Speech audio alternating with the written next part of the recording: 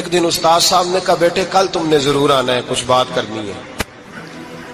شہزادہ گیا ملنے استاد صاحب سے، استاد صاحب نے کنڈی لگا لی، ہاتھ میں درہ پکڑ لیا، مار مار کے پورے وجود کو زخمی کر دیا، کوئی غلطی نہیں، کوئی بات نہیں، مارا۔ اب بچہ آیا آ کے بادشاہ سلامت سے کہا کہ ابا جی سمجھ نہیں آئی، بڑا مارا ہے استاد۔ تو سیانے تھے نا بادشاہ، یہاں تو قاری صاحب روز کٹہرے میں کھڑے ہوتے ہیں، مولوی صاحب آپ نے میرے بچے کو کیوں مارا ہے؟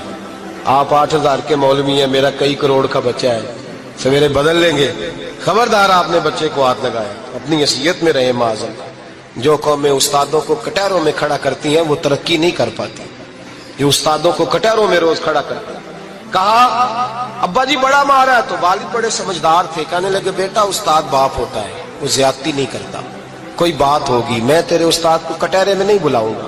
اماں سے بات کی، اماں کہنے لگی بیٹا میں تیرے باپ سے کیسے بات کروں، ڈرا۔ وقت گزر گیا، 22 سال بیت گئے،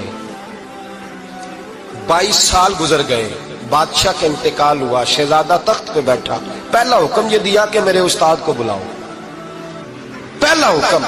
استاد جی بوڑھے ہو گئے تھے، چھڑی کے اوپر ٹیک لگا کے آئے اور بھویں سفید ہو کے جھک گئی تھیں، یوں آنکھ کھول کے بڑی مشکل سے دیکھا، کہنے لگے شہزادے حکم ہو۔